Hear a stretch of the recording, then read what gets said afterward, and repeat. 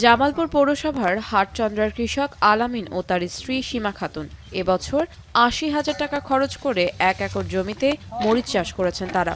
তবে বর্তমানে বাজারে সরবরাহ বাড়ায় কমেছে মরিচের দাম, যাতে শ্রমিক মজুরি ও সার কীটনাশকের দাম মিলিয়ে ক্ষতির মুখে পড়ছেন তারা। অল্প একটু জায়গা আবাদ করছি, এখানে মরিচের দাম কম, কামলার ময়না যদি খালে দেয়া হালাই দেই তাহলে তো আঙ্গুরে মনে করুন যে পোষায় না। সরকারের কাছে একটা আবেদন, মরিচের বাজারটা যেন বৃদ্ধি করে দেয়, সার বিষের দামটা একটু যেন কমাই দেয়, কামলা ময়না খরচ দিয়ে যেন আমাদের পোষায়। এই বিস্তীর্ণ চরাঞ্চলে আলামিনের মতো অনেক কৃষক প্রতি বছর কাঁচামরিচ চাষ করেন, তাই দাম কিছুটা বৃদ্ধি, সার ও কীটনাশকের দাম খানিকটা কমলে লাভের আশা তাদের।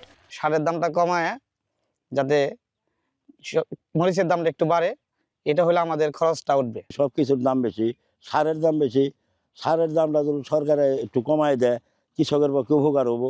ছয়টাতে নাহি বিকাল 5টা পর্যন্ত 200 টাকা বেতন দেয়। মনে করে মরিচের বাজার বাড়াই দেন তাহলে মনে করে ডাঙ্গের বেতনও বাড়বো। তারপরেও মনে করেন সংসার চলে না, তারপরেও কাজ করে খান লাগে। এই কুয়াশা আমাদের আয়া হেরে, সকালবেলা আয়া হেরে। আবহাওয়া অনুকূলে থাকায় এ মৌসুমের শুরুতে কাঁচামরিচের ভালো ফলন হলেও অতিরিক্ত শীতের কারণে এখন ফলন কম।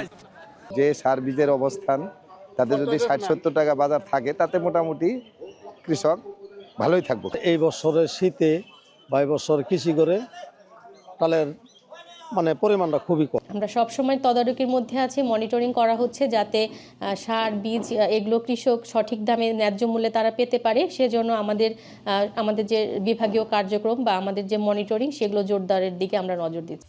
চলতি মৌসুমে জেলার ৭ উপজেলাতে ৬,৪৭৫ হেক্টর জমিতে কাঁচামরিচের চাষ করা হয়েছে। এখন জামালপুর।